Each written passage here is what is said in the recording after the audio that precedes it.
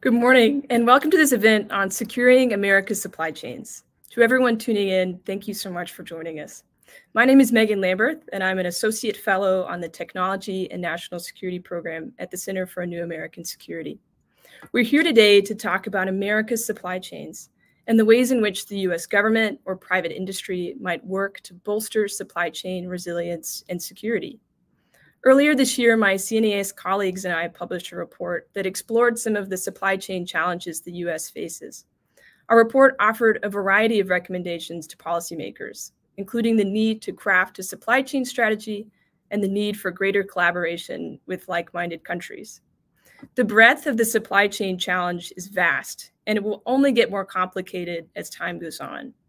The United States must do what it can now to ensure its supply chains are resilient enough to withstand upheaval, geopolitical conflict, or natural disaster.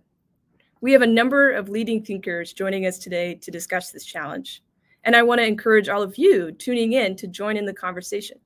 You can ask questions using the chat function at cnas.org/live or by using the hashtag CNAS2022 on Twitter. And with that, we'll get started. I'm thrilled to introduce our keynote speaker, Congresswoman Chrissy Houlihan. Congresswoman Houlihan has represented Pennsylvania's 6th Congressional District since 2018, the first woman to ever represent that district. Representative Houlihan has spent her entire career in service.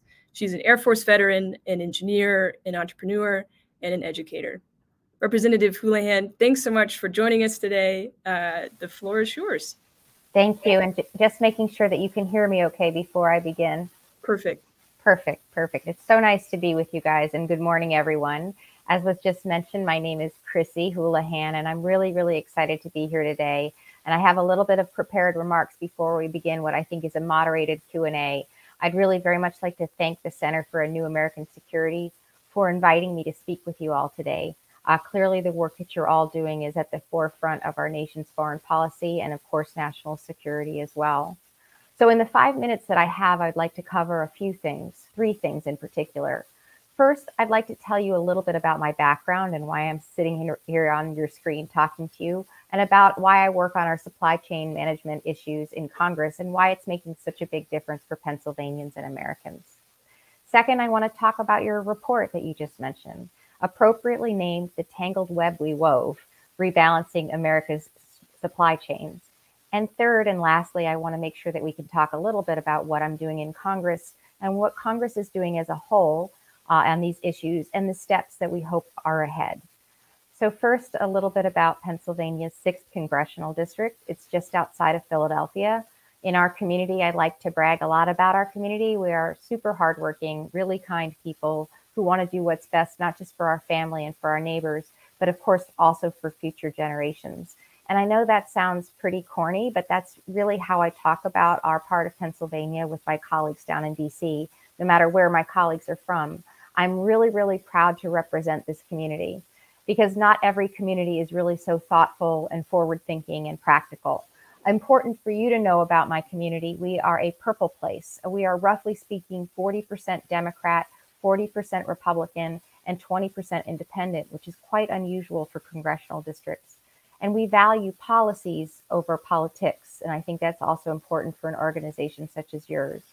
So here in our community, data and facts very much guide our decisions, and they help us best serve the public. So to that end, just yesterday, I had an in-person town hall in my community, and we covered in detail the complexity of supply chain issues, which came up in our question and answer session. And I asked the audience to raise their hands and speculate how many Americans they thought, or members of the audience, or frankly, members of Congress, knew what a supply chain was just a few short years ago. And I think the answer was very few. Very few people knew what a supply chain was before our pandemic struck, and very few members of Congress did as well. And I told the audience and reminded them that, in fact, I think I'm one of the very few people in Congress who actually knew what a supply chain was before the pandemic hit, because that is indeed what my kind of engineering is about. I'm an industrial engineer. My graduate work and thesis from MIT is actually in supply chain management in the airframe industry in particular.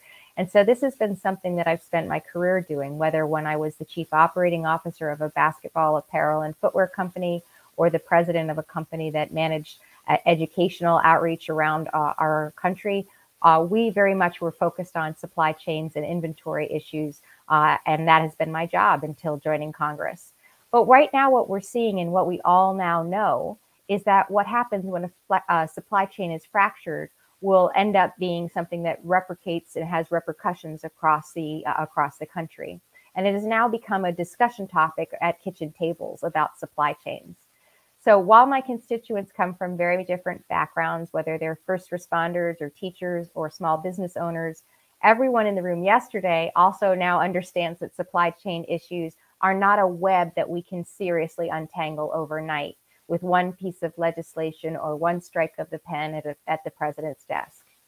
So the fact is that our economy is very, very resilient, but we have, as you all know, and is why this report was, I'm certain, written, enormous pressures that are remaining on us, whether it's on the economy in particular or with supply chain specifically.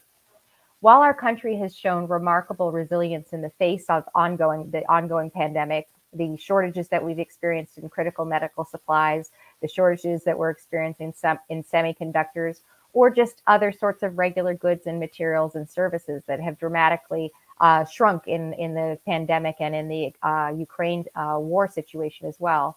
We now know what the vulnerabilities are of our supply chains, and also, as you mentioned, Megan, earlier, those of our allies and our partners, and the reliance that we have on that global supply chain as a whole. We also acutely know specifically that the Chinese production of crucial medical items or pharmaceutical ingredients or chips or various manufacturing items is really something that we need to understand, and we need to understand that it is a dangerous over-reliance on these products from this particular part of the world. And it's critical to our national health, to our national economy, and to, frankly, our national security as well. So we know that these stressors exposed the modern supply chain's fragility as what it was. It has necessitated a rethink and a redesign of what supply chain networks should look like into the future to make sure that we do have an increase in resilience and an increase in agility and a decrease in dependence on others. So that's where my second part comes in, which is I wanted to reflect really briefly on the report that you mentioned earlier. There were 3 pillars of your report, and I believe them to be really incredibly important, salient, and relevant to this conversation right now. The first part of your report was noting that the pendulum of globalization is swinging and has swung too far left, and it's left us very vulnerable. And I very much agree with that assessment. The second assessment in your report was encouraging American policymakers, and I guess I would put myself among them, to balance domestic manufacturing with sourcing from trusted partners, which is to say we shouldn't be exclusively focused on onshoring everything, but rather reshoring, nearshoring, peershoring, as well as onshoring. And we can talk about that later. And I agree with that assessment as well. And the third part of the report reminded us all that the best options that we always have, frankly, may not be the least expensive options. And again, I agree. And again, when we think about the heritage and history of supply chains in this nation over the last, let's call it 30 or 40 years, it has very much been a race to the bottom in terms of price. And we may need to rethink that in the future. So in my capacity in serving both at the Air Force and also as an entrepreneur, it was my job to work with manufacturers and suppliers and logistical entities to make sure that our goods and equipment were arriving when and where they were needed. And as someone with a background in supply chain management, my experiences have turned into legislative support and actions. I'm really, really glad to be in Congress. I'm a sophomore now, so I'm in my 3rd year. And I serve on the Armed Services and the Foreign Affairs and the Small Business Committees. Very, very deliberately have coupled or thrupled those things together because I think that they are all very much interrelated in terms of the issues that we're talking about right now.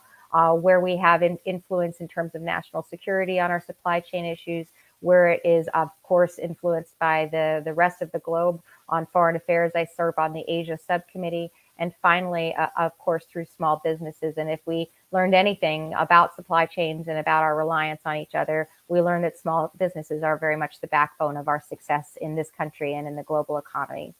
So now for my third topic, which is what's happening in Congress. I very much always engage in bipartisan discourse in deliberations on with both sides of the aisle, and of course bicamerally as well. We're all looking for solutions to all of the issues that are pressing on us. One example is that I was able to participate in something that was called the Defense Critical Supply Chain Task Force. In that task force, we addressed our dependency, of course, on foreign resources for things like rare earth elements or critical minerals. As we all probably know, or most of us do, these are vital resources that are critical to our nation's security, to our defense, and of course to our industrial backbone as well. So this committee, this special committee, focused on that. We also focused our work on maintaining a strong defense by making sure that our domestic supply of resources, such as medication for our military service members, were strong as well. So in Congress, I've introduced something bicamerally and bipartisanly that's called the Strengthening Supply Chains for Service Members and Security Act, which is HR 6374, for those of us who want to look that up. This piece of legislation was introduced to protect pharmaceutical supply chains that service members, those in uniform, depend on. And I'm really delighted to report that this particular measure was recently introduced in the House version of the National Defense Authorization Act. And I'm very, very hopeful that it will also be included in the Senate version and in the final version of the NDAA. And so I'll remain committed to making sure that we're looking specifically at this and other ways to lessen our dependence on foreign materials in defense and national security sectors as well. Among other provisions that I've included in that NDAA that just passed last week is a reduction in the reliance on China for essential rare earth minerals, which we've talked a little bit about before. All of my initiatives have enjoyed bipartisan support, which is very important to me. And it also demonstrates that my colleagues in Congress understand that efficiency at the price of resilience cannot be the main criterion around which our supply chains are constructed. And rare earth and critical minerals are a really good example of that, case study of that. So while our initiatives won't necessarily address all of our supply chain problems overnight, these are very critical steps in the right directions. So finally, I'll conclude with some of the next steps from here. I'm here today to recognize the very hard work that you all do to put together this report. It obviously shows how critical it is to recalibrate our supply networks for the long haul and to not just resort on problematic pre-pandemic methods. There's probably a bunch of PhD theses to be had about things like that I learned in school, like just-in-time inventory and those sorts of things. Addressing this decrease necessitates showcasing and understanding that the finest alternatives may not necessarily be the least expensive. And in planning for the next catastrophe, which might be just around the corner, it's important to understand why a country with so much wealth, like the United States has, was delayed in responding to, and in many cases, unable to respond to the fundamental demands that keep our citizens safe as possible. So this realization and this understanding will help us and enable us to endure the next global crisis, whatever it is, with, I hope, far less disruption than this one has. I also serve as a conferee, which is somebody who sits between the House and the Senate with legislation to help reconcile that legislation to get it to be passed to the president's desk for signature. And I'm sitting as a conferee on something called the America Competes Act, or the USICA Act, depending on which side of the House or Senate you are on. I'm looking forward to seeing that piece of legislation passed as well. That will be something that I hope will happen in the very near future, because if it doesn't happen in the near future, it may not happen at all. But this will be something that will very much focus on bringing better and more competitive manufacturing back to our nation and to our peers, and research and development as well. Money for that to make sure that we're priming the pump for the future of what our technologies will look like. With that, I will conclude by saying once again, thank you for having me here. Really grateful to have a conversation about these really important issues, and I will turn it back over to our hosts. Representative Houlihan, thank you so much for those remarks. It's fascinating to hear how your background has so prepared you for this moment. That's really interesting to hear. And thank you for raising our report that we published earlier this year. We could go in a lot of different directions, but you mentioned about some of the town hall meetings that you've had, and obviously supply chain vulnerabilities have touched each and every American in some way or another. In your perspective, what are the key vulnerabilities impacting U.S. supply chains now? And what do you think are like the one or two things the U.S. government is doing to address them that you'd want to highlight? Sure. We see this vulnerability everywhere. And one of the things we are doing, I mentioned the Competes Act. That really is a very, very serious, could be historic piece of legislation if we're able to get that across the finish line. And I have great hope that we will, because this is one of those pieces of legislation that recognizes kind of where all of the let's call it the 80-20 rule. 80% of our vulnerabilities are in certain industries and in certain manufacturing technologies, and the Competes Act is focused on that. It is also focused on making sure that we are protecting patents, which is another vulnerability, focused on making sure that we have resources to be able to develop the next generation of things that we will be uniquely known for, because that is one of our strengths as Americans, is innovation and entrepreneurism. So I'm really excited about that piece of legislation. But what I would also say that, we need to be focused on, and what we can also be doing more on in Congress, is things like cyber attacks or cyber security, cyber vulnerabilities. Although cyber attacks, cyber security, and cyber vulnerabilities can come from any direction. They can come from a nation state or a state, or it can come from, rogue actors. But these are all pretty significant vulnerabilities to our supply chains. When you think about things like access to clean water or energy, or access to food, those are things that can be, frankly, vulnerable to cyber attacks. Businesses can be vulnerable to cyber attacks. And since we are a web or a nation of smaller businesses, those attacks are kind of pretty much can be aimed at the weakest link. And those weakest links tend to be some of our smaller business entities, because they don't have the wherewithal to protect themselves from those vulnerabilities. And so I think that it's really important in the work of the Small Business Committee to focus on making sure that we're shoring up our smallest businesses from cyber vulnerabilities and cyber attacks. And that is something that I'm focused on in Congress. We also need to kind of understand kind of the full span of kind of the largest of our prime contracts, to use a phrase from from DoD, all the way down to our smallest subcontractors and second, third, and fourth tier suppliers. That's something that I think that we all didn't appreciate really until the pandemic as well. I used to work in the apparel and footwear industry, I mentioned to you, and when one little piece like a grommet or an eyelet for a shoe isn't available, you don't have a shoe. And so it doesn't matter if you've got everything else humming along. If you don't have every last one of those things addressed with a reliable source, you're in trouble. So I think that's another thing that we need to be focused on as well. Thank you, Congresswoman.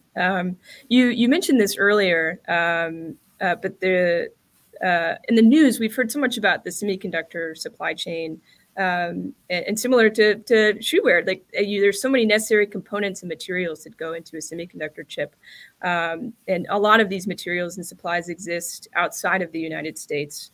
In your perspective, in what ways could the U.S. be collaborating more closely with its allies in this particular space? Sure. I actually was able to go on what's called a CODEL, or Congressional delegation, a trip overseas with my chairman of the Armed Services Committee recently. And we traveled to Australia and we traveled to India. I hope to travel with him as well to Japan, as well as to Indonesia for exactly this conversation, which is we need to obviously reshore and bring back quite a lot of the things that are our most vulnerable industries, and chip manufacturing is part of that. But we also need to think about the pieces and parts that go into that. And in some cases, as we've talked earlier, things like critical minerals or rare earth materials, they exist here in this nation, and we can mine them here in this nation. But the reality is that this nation doesn't necessarily have the appetite to process them here right now.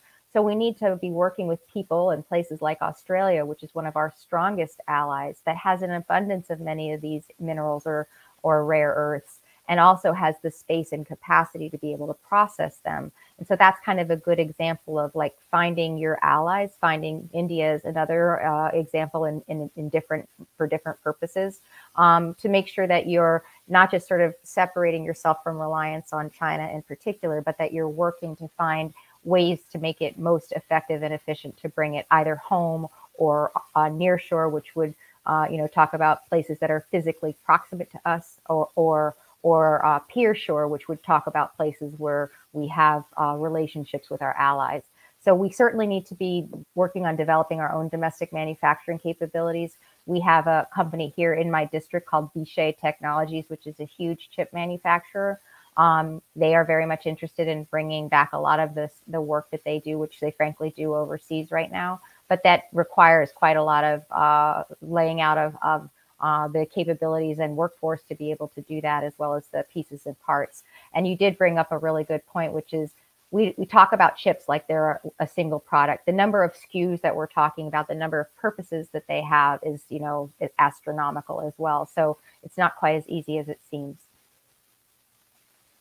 Thank you, Congresswoman. Well, I think we have time for one more question, but I would be curious to hear, as we move into, perhaps the next phase of the pandemic, what you see as the big challenges ahead in the coming months for U.S. supply chains.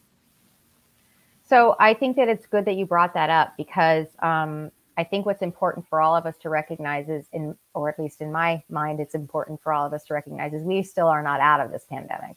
While the numbers definitely appear to be trending in what I would consider to be the right direction, I hope we all do. There's obviously always a possibility that we could see another variant this fall or winter, or some sort of a spike in some other part of the country, of the planet, that would affect further the supply chains that we already are experiencing as being vulnerable. And so it could be that we are not necessarily out of the woods in this way. So I would say that's my first caution.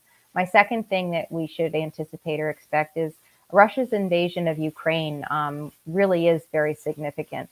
And it did not, of course, help with these issues of supply chain vulnerability on things like food and fertilizer in particular, and of course, access to energy sources as well. So that also is something that I think we should be aware of and looking out for. I know that President Biden and the G7 are all talking right now about that very issue and committing quite a lot of resources to that issue, particularly of food and food scarcity. But I think that we really need to do everything we can to bring that war in Ukraine to an end, and to an end in Ukraine's favor.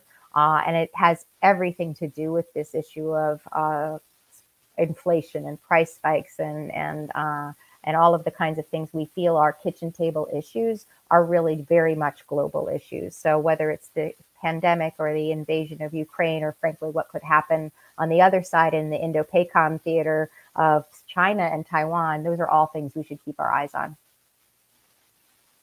Thank you, Congresswoman. Well, thank you so much for your time and for your candor. I wish we had another hour, but unfortunately we have to move on to the next portion of our session. But thank you again so much for joining us today. You're welcome. It was a pleasure. I'll see you all later, and thank you. Wonderful. Thank you, Congresswoman. Well, I'm excited to introduce and turn things over to my CNAS colleague, Alexandra Seymour, for the portion of our session. Alexandra? Great. Well, thank you so much, Megan, and thank you for hosting that great conversation with Representative Houlihan. Big thanks to her for joining us. As Megan said, my name is Alexandra Seymour. I'm an Associate Fellow on the Technology and National Security Program here at CNAS. And I'm really looking forward to continuing the conversation with some exceptional panelists who are going to continue talking about securing America's supply chains. This is all built on a report that we released back in March called The Tangled Web We Wove. So today I have 3 panelists who are joining us here. And also for all of you, please remember that you can join the conversation as well. You can either enter your questions into the chat box, or you can join us on Twitter using the hashtag CNAS2022. So For now, I will move on to introduce my panelists who bring a range of government and industry experiences to this conversation. First, I have Tara Murphy Doherty. She is the CEO of Gavini. Prior to her role as CEO, she served in several leadership positions, including as Gavini's President of National Security, as Chief of Staff for Global Strategic Affairs in the Office of the Secretary of Defense, and she also served at Palantir Technologies. Next, I have Dr. Susan Helper. She is a senior economist on the Council of Economic Advisors at the White House and a professor of economics at Case Western University, where she focuses on the globalization of supply chains and how to revitalize U.S. manufacturing. She served in the government previously as well at the U.S. Department of Commerce and at the White House CEA. And finally, I have Carrie Wibben, who is the president of Government Solutions at Exeger. She has more than 2 decades of government experience, including as the Deputy Director of the Defense Counterintelligence and Security Agency, as well as has served in the Executive Office of the President, the Office of the Director of National Intelligence, and she's also served in the military. So thank you all so much for being here. We really appreciate your time and are looking forward to hearing all that you have to share. So I want to jump right in and start actually with something that we had within our report. We made a number of recommendations when we laid out this report, and one of them was about how we need to create a supply chain strategy. That this is something the White House should do with the support of Congress.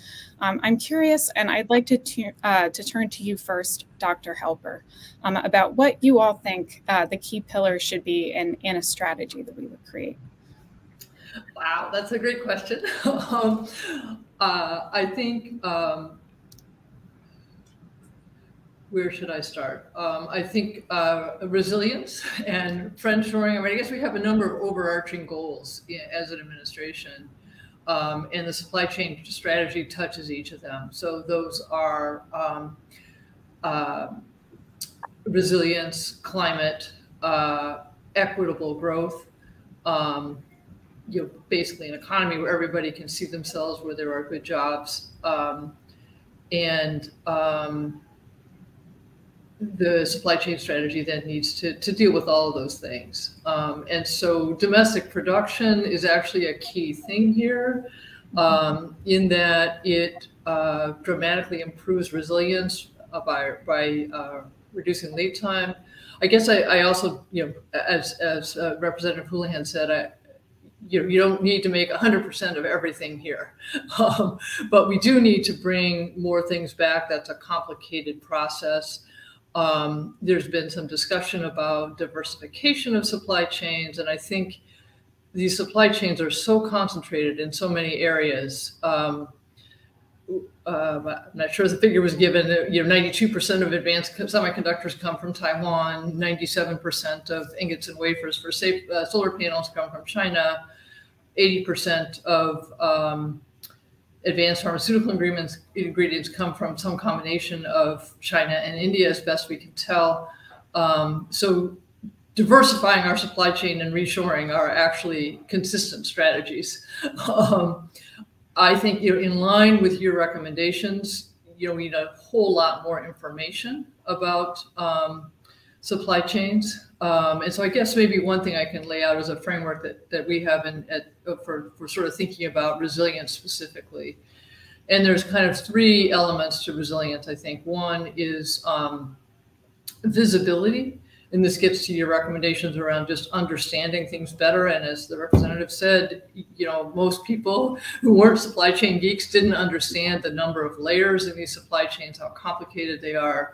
I don't think that's inevitable. I actually think that traceability is a good both for business and for enforcing things like our human rights obligations, et cetera. But anyway, visibility is a key aspect, and we need to do a lot more, and government has a key role there.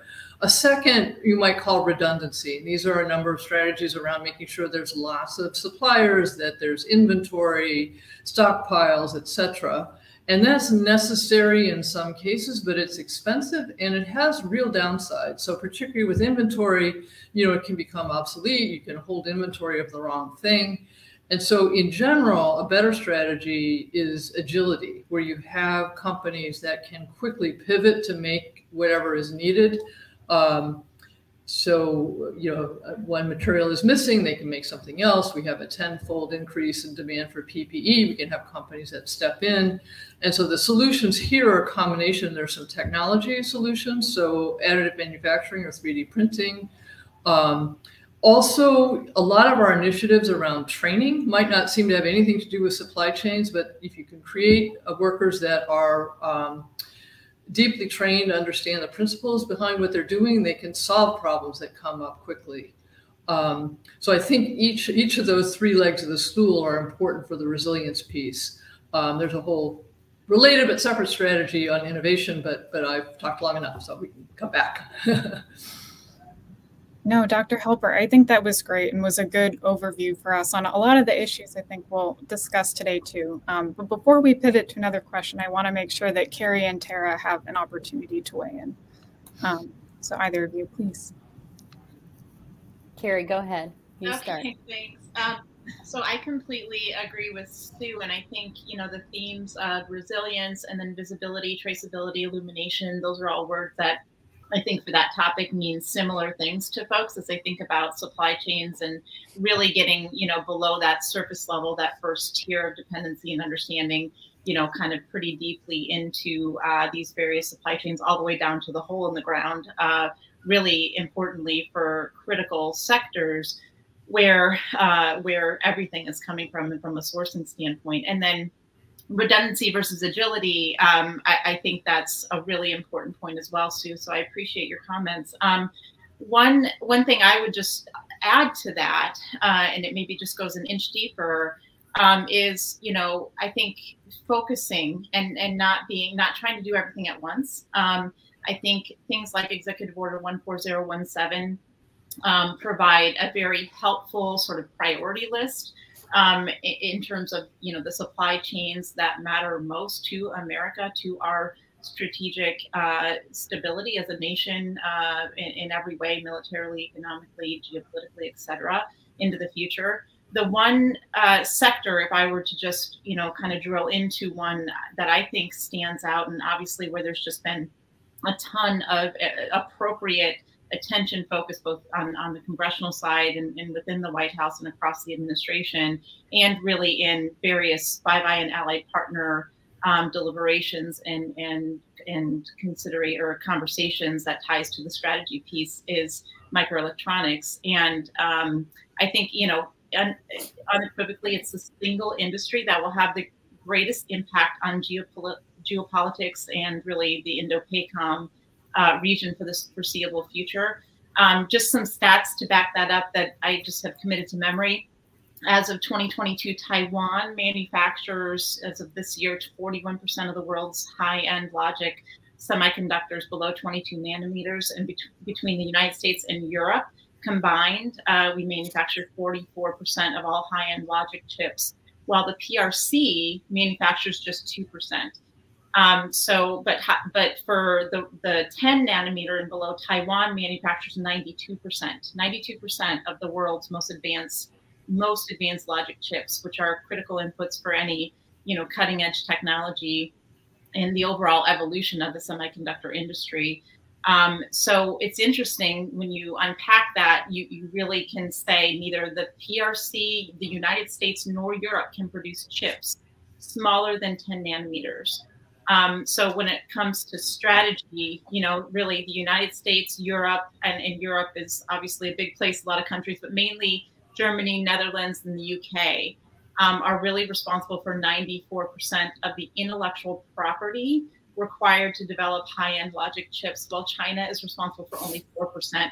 So, there are things like that we are obviously focused very heavily on as it relates to Taiwan in particular, and things like, TSMC, which is Taiwan's largest semiconductor company, has agreed to diversify away from Asia and actually build a new fab in Arizona. Obviously, the CHIPS Act, which is still playing out. There's a lot of activity, and certainly within DoD, within the Office of Industrial Policy, there is a lot of appropriate focus on that particular sector and the strategy around it. So I just wanted to call that one out because I do think it stands out in terms of importance, but and just wanted to pull a little bit deeper into one area on the strategic side. And I'll hand it to Tara. Great. Well, first, let me start, Alexandra, by thanking you and your colleagues at CNAS for this really important report. You know, there's been a lot of talk about supply chains really starting before the pandemic, but obviously COVID hit and the issue blew open. And it's really still, I think, quite unique to see such a thoughtful analytic piece that dives into not just what's happening, but also the policy recommendations moving forward. So thanks so much for having all of us here. Second, I think you're right to start with a call for a strategy. And the report makes a very important point as well, which is supply chain strategies need to be an aspect of the national response from policymakers to this issue. But I would strongly agree that what we really need is an updated industrial policy, period. And policy approaches to working with the industrial base have, I would say, languished in the past several decades. And this issue and what we see happening with supply chains today is a result of many different factors, but one of them is a lack of attention in that area. In terms of what the strategy or a notional supply chain strategy would take on, I won't go into too much detail because I agree with both of my incredibly experienced and very intelligent panelists. And I would just maybe frame it in one way.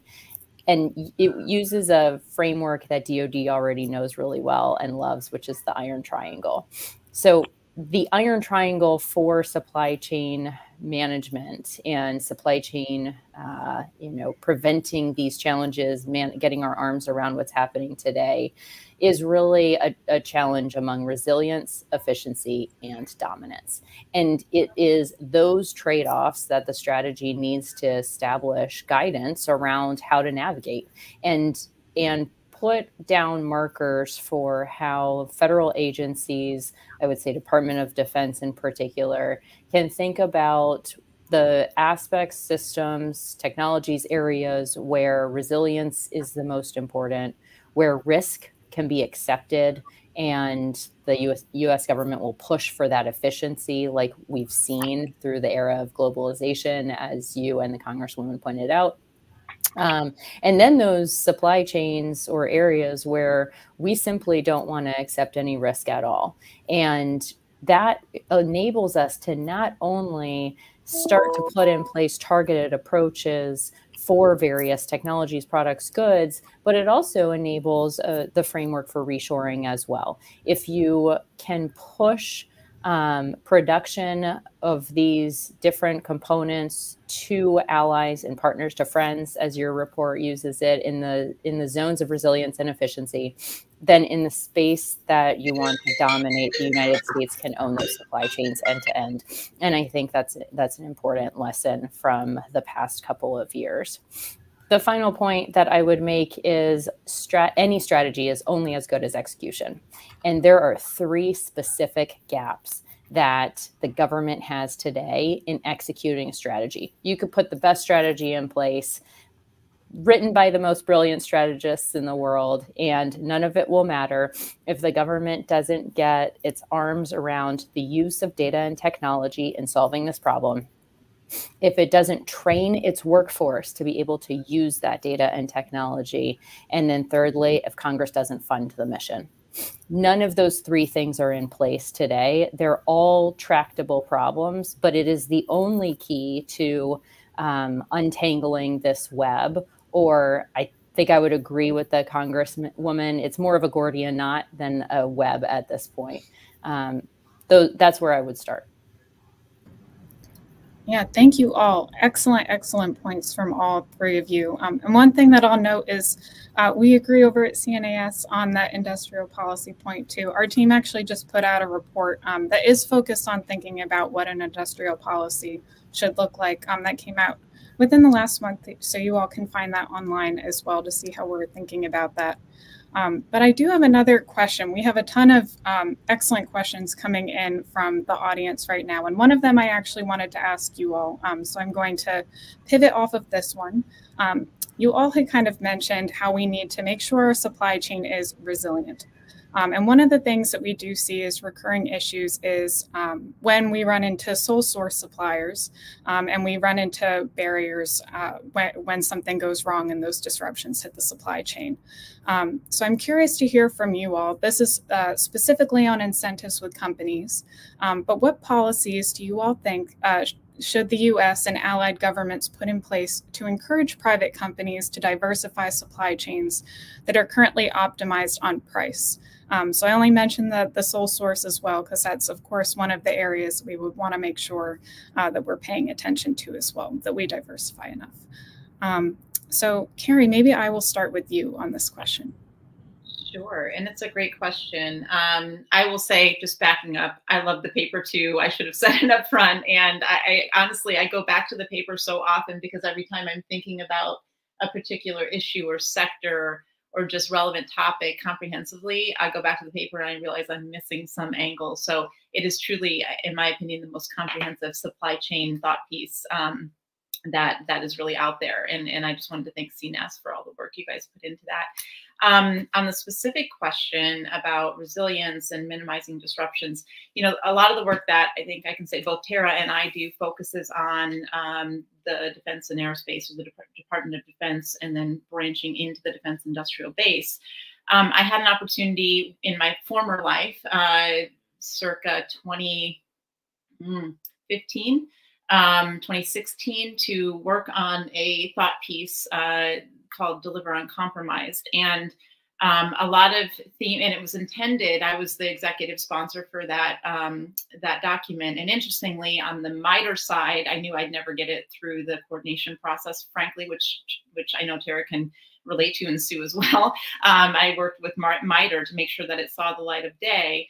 And, you know, a lot of recommendations, it was intended to be sort of a call to action for the supply chain risk problem. And I was coming at it at the time from the angle of being the head of counterintelligence for the Department of Defense and working with the FBI and seeing, you know, the incredibly, you know, concerning and problematic trend line as it related to adversarial targeting of the defense industrial base by way of the weak underbelly, which was that sub-tier supplier ecosystem that they frankly knew better than we did. And they would exploit it effectively through multiple threat vectors to get at whatever piece of intellectual property they were targeting and they were after. And the most we were doing on the DoD, or really the government side, was targeting and trying to understand individual threat vectors and shutting them down one by one. But our adversaries had mapped, like I said, our entire ecosystem, and they understood the, you know, 5, 6, 7, 8 ways to get after that single piece of IP, which would for them be game changing and allow them to leapfrog ahead of us from a competitive advantage standpoint. So that paper really tried to create, similarly, way back in 2015, 2016, a framework.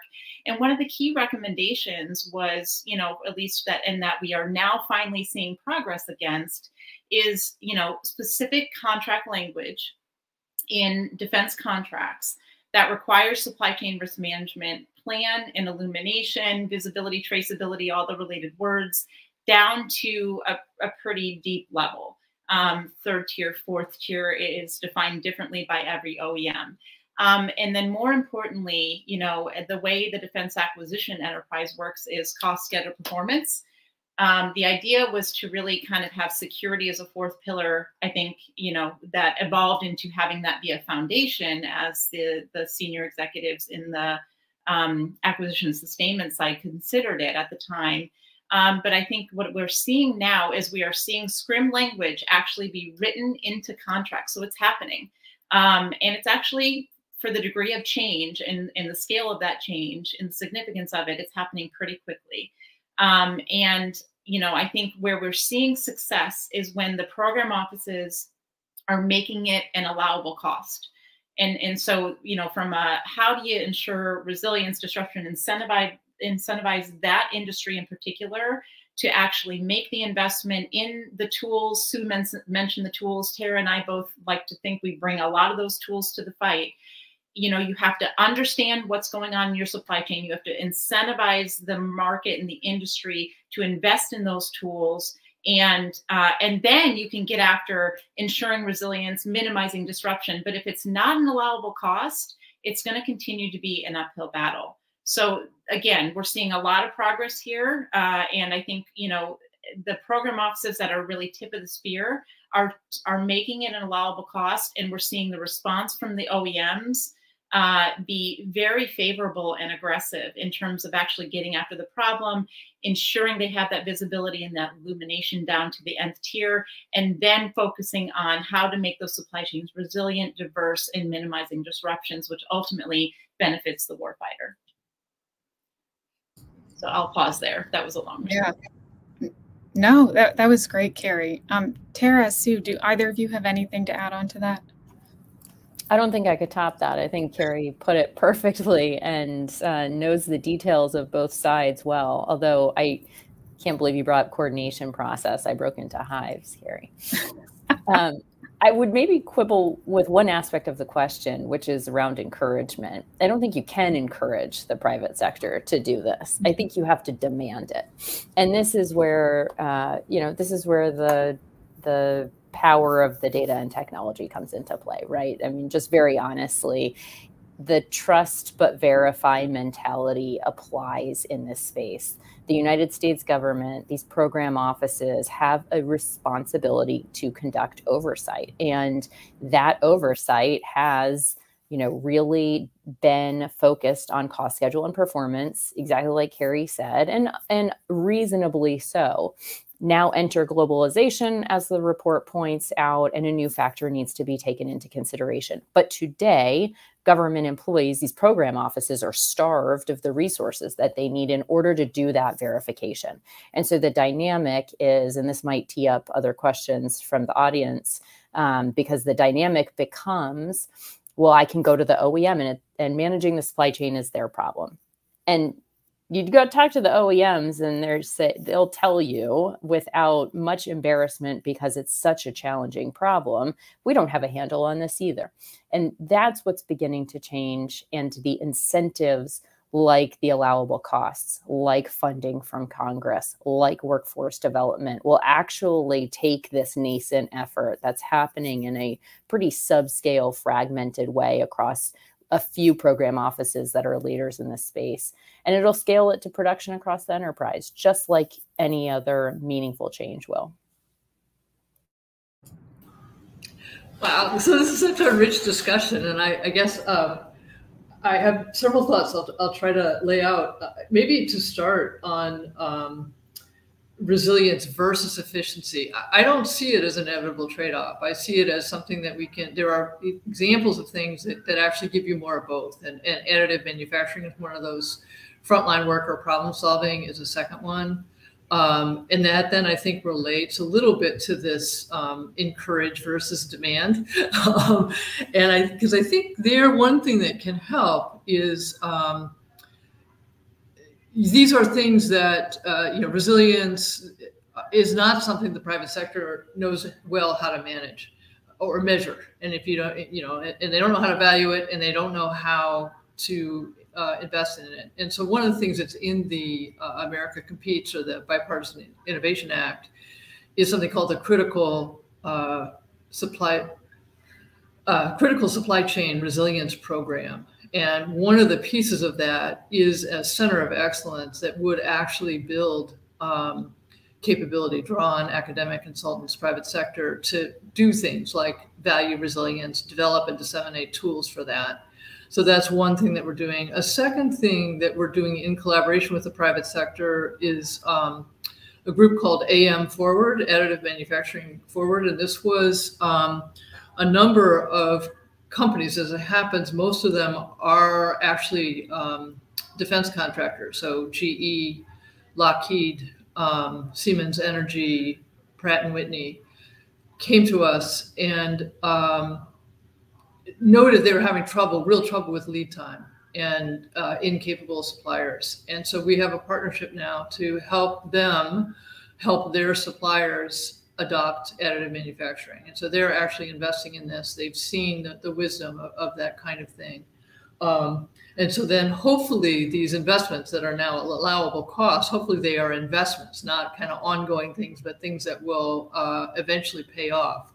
And then that gets to this diversification sole source thing, which is, I think sole sources are a problem for they're very vulnerable to disruption. That doesn't mean that an infinite number of sources or dozens of sources are better.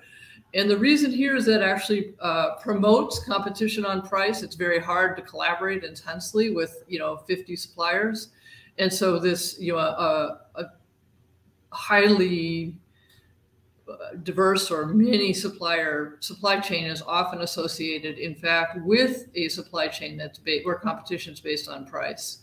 And so I think we need to be very careful about the kinds of rhetoric we use, and it's really important to move away from sole sources and from monopolies. And I think one of the reasons we're seeing kind of one supply chain crisis after another, the latest being infant formula, is that we've allowed incredible monopolies where, in the case of infant formula, four companies control the U.S. market, 90% of the U.S. market. So moving away from that, but also moving away from a system in which big companies have many suppliers that they beat up on price, and these companies are left with no resources to actually innovate, to invest in things like additive manufacturing or the latest technology. So there's research that suggests that in fact small companies are 58% less productive than large companies, and this is one of the reasons. So I think then to this question about getting away from supply chains that are based purely on unit costs, I think it's really important to start measuring some of these hidden costs, the hidden cost of the low price, right? And so measuring resilience, measuring kind of the value of lead time. If a supplier can get you something faster, how much is that worth to you? There are techniques out there managing risk. They're much more complicated, and I think there's a role for government in developing and diffusing these techniques. Well, absolutely. Well, I wish that we had more time with the three of you. I think I'm going to ask one more quick question because I know we got started a little bit late. Another one that came from the audience that was also similar to something that I was going to ask you all. And I think you have all kind of touched on this in your remarks as well about the need to work with allies and partners. I think we've heard that term friendshoring a lot. There's nearshoring, onshoring, take the terminology that you will. So Dana asks, how do we balance working with our peers, supporting their industrial bases, while ensuring that our own defense industrial base remains prepared? So for as quickly as you're able, I know that's a bit of a big question too, but would love to hear your thoughts. And Tara, maybe I'll start with you this time. Sure. Well, I think, and this has come up sort of tangentially in a couple of remarks already, there are solid bases for specialization and areas where, especially among established partners and allies, maybe closer in before we start getting few farther rungs out to other countries that we might welcome into that kind of cooperative framework. There are already alliances and foundations for determining what those areas of specialization are. And so and when you think about foreign military sales and you think about the infrastructure already in place for collaboration, particularly across defense programs, it won't help you on baby formula, but at least with some critical technologies and core components, I think that those frameworks or foundations can be leveraged. There's also, we can't talk about this issue without just talking about information sharing, especially given what's happening in the world right now. And, we have seen on the battlefield how important and significant the impact of effective information sharing among allies and partners is. One aspect that, if this session were longer, I'm sure you'd love to get into, Alexandra, I know I would, is the software and cyber side of supply chain security. And so what a prime area to start the friendshoring process than in something like software security, which is already a globalized and federated development process to begin with. Therefore, will absolutely require a global approach to ensuring security, or as global as we can make that network of friends, allies, and partners, and is really quite similar to the foundational information and intelligence sharing that we already have among Five Eyes, among NATO allies, among these wonderful partnerships that our country has built throughout decades. For something like the risk associated with open source code in any technology, civil or defense, that cannot be a neglected part of the overall dialogue, even though it is so wildly different than tampons. And that is a perfect place to say, we know that inputs are coming into the system from everywhere around the world. Let's figure out what all of our different components of putting the solution in place look like too. I would just pull the thread again an inch deeper. Tara hit on such an important aspect of this, and it's just so, just from a validation standpoint, or providing a tactical example in conversations I've had with both the Australian Defence and the UK Defence embassy folks, and then actual officials from the defense organizations on supply chain. They both independently brought up to me, does the U.S. even understand that some of the things that they're doing to ensure security onshore, and resilience in U.S. supply chains is actually harming us on the allied partner side of the house. So I know we're short on time, and I could unpack that all day. It's fascinating, but I just wanted to put a fine point on the really, really critical aspect of information sharing that Tara brought up, and it ties back to the theme of strategy. But we have to get out of our sort of, our own little myopic view and world, and understand, especially with our Five Eye partners, this has to be a team sport. Because if we're doing things to advantage ourselves, but in the process harming them, it's we're missing the whole point. And so, but it does break down very quickly when you get into the actual work, mapping these critical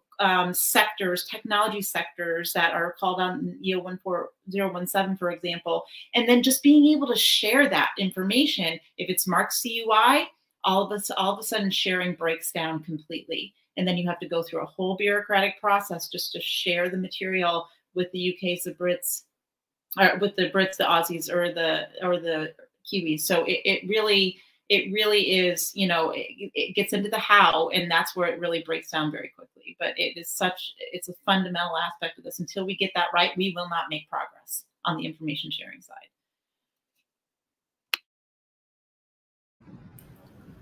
I guess just briefly, I'd say, Carrie, I'd be really interested to hear your examples offline or somehow. And secondly, I think, in principle, there doesn't have to be a trade-off, right? That again, the U.S. I don't think needs to make 100% of everything. We should have that. We're a big country. We should have the knowledge and maybe some capacity to make most things. And so there's a lot of room in there for the U.S. to have an iron and steel industry, but also for Germany, et cetera, to have an iron and steel industry. But as Carrie and Tara have said, the devil's in the details here. Look forward to more discussion, and thanks very much for convening us. Yeah. Absolutely. Well, I can't thank you all enough for being here. I really do wish that we could keep going. So we'll have to have you back sometime so we can continue to pull on some of these threads. I know you got me thinking a lot, so I'll be following up with you all. But yes, thank you, Tara, Carrie, Sue, and thank you all for tuning in and for listening in with us. Thank you to Megan for kicking us off and for Representative Houlihan for her remarks. Remember that you can read our report, The Tangled Web We Wove, online at cnas.org. Thank you for sending in your great questions, and I hope that you all have a great rest of your day.